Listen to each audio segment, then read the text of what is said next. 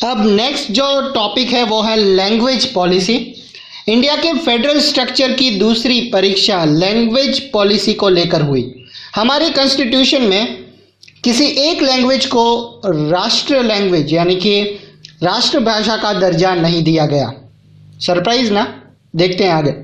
हिंदी को राष्ट्रभाषा या राजभाषा माना गया, पर हिंदी सिर्फ 40% लगभग भारतीयों की मातृभाषा है। इसलिए दूसरे लैंग्वेज को भी प्रोटेक्ट करने के लिए दूसरे उपाय किए गए।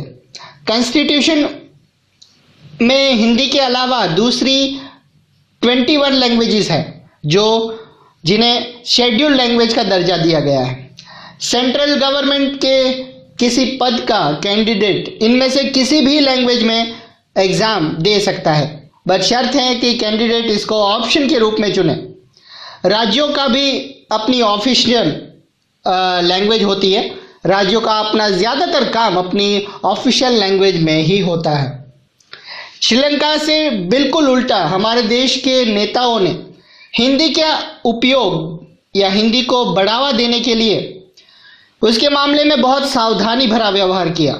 कॉन्स्टिट्यूशन के अनुसार सरकारी कामकाज की लैंग्वेज के तौर पर अंग्रेजी का उपयोग 1965 में बंद हो जाना चाहिए था, लेकिन नॉन हिंदी भाषी जो रीजन है उन्होंने मांग की कि अंग्रेजी का उपयोग जारी रखना चाहिए।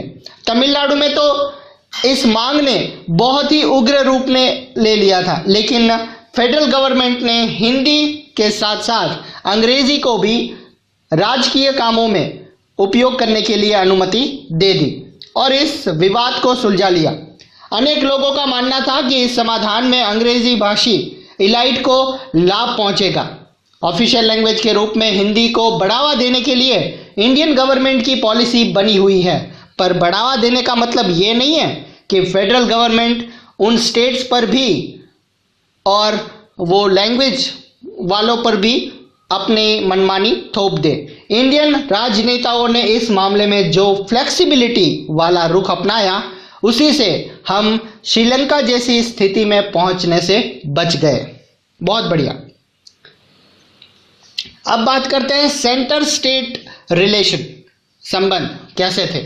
सेंटर स्टेट रिलेशन में लगातार आए चेंजेस का ये एग्जाम्पल बताता है कि व्यवहार में फेडरलिज्म किस तरह मजबूत हुआ है।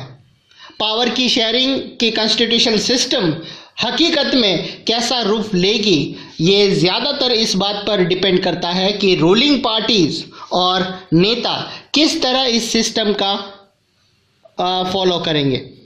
काफ़ी समय तक हमारे यहाँ एक ही पार्टी का फेडरल यानी कि सेंट्रल और ज़्यादातर राज्यों में पावर रहा।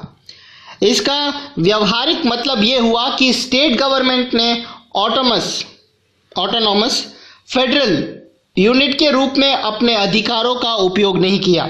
जब फेडरल और स्टेट यानी कि सेंट्रल और स्टेट में अलग अलग पार्टीज की गवर्नमेंट रही, तो फेडरल गवर्नमेंट ने राज्यों के अधिकारों की अनदेखी करने की कोशिश की। यानी कि अगर सेंट्रल गवर्नमेंट में कांग्रेस पार्टी रूलिंग पार्टी है और किसी स्टेट गवर्नमेंट में भाजपा है, तो भाजपा की स्टेट गवर्नमेंट जो रूलिंग पार्टी नहीं है, तो हो सकता है कि कांग्रेस पार्टी भाजपा की जो स्टेट गवर्नमेंट है उस पर ज़्यादा ध्यान ना भी दे।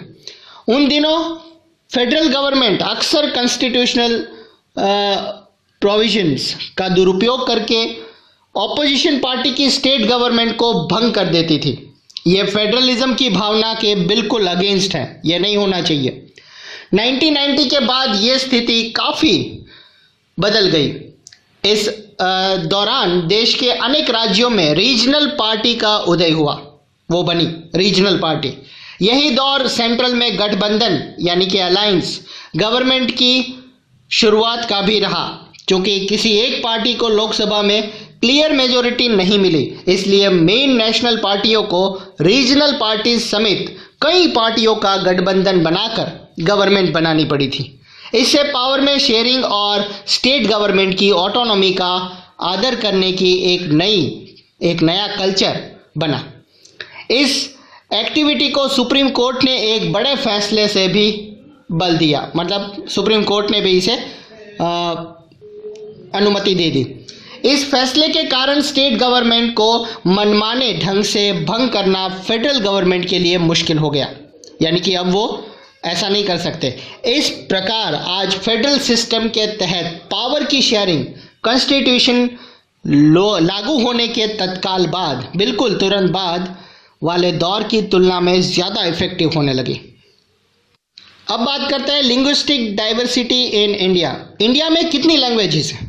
इसका जवाब इस बात पर डिपेंड करता है कि आप लैंग्वेजेस की गिनती किस तरह करते हैं। इस बारे में ज़्यादातर अधिकृत जो लेटेस्ट इंफॉर्मेशन है 2001 की सेंसस के आंकड़ों से हासिल होती है। इस सेंसस में यानी कि जनगणना में लोगों ने 1500 से ज़्यादा अलग अलग लैंग्वेज को अपनी मदर टंग के रूप में दर्ज कराया था। इन लैंग्वेजेस को कुछ मेन लैंग्वेज के साथ ग्रुपिज्म या ग्रुपिंग कर दिया जाता था, जैसे भोजपुरी, मगही, बुंदेलखंडी, छत्तीसगढ़ी, राजस्थानी, भीली और ऐसी ही दूसरी लैंग्वेजेस को हिंदी के अंदर जोड़ दिया जाता था। ऐसी ग्रुपिंग के बाद भी जनगणना में 114 मेन लैंग्वेजेस पाई गई। इनमें से 22 लैंग्वेजेस को इंडियन कॉन्स्टिट्यूशन की 8वें शेड्यूल में रखा गया है और इसी कारण इन्हें शेड्यूल लैंग्वेज भी कहा जाता है। बाकी को नॉन शेड्यूल लैंग्वेज कहते हैं। लैंग्वेजेस के हिसाब से इंडिया दुनिया का सबसे ज़्यादा डाइवर्सिटी वाला देश है। साथ लगी लिस्ट को देखने पर यह क्लियर आपको लग जाएगा कि कोई एक लैंग्वेज ज़्यादातर बोलने वाले इंडियंस की मातृभाषा नहीं है।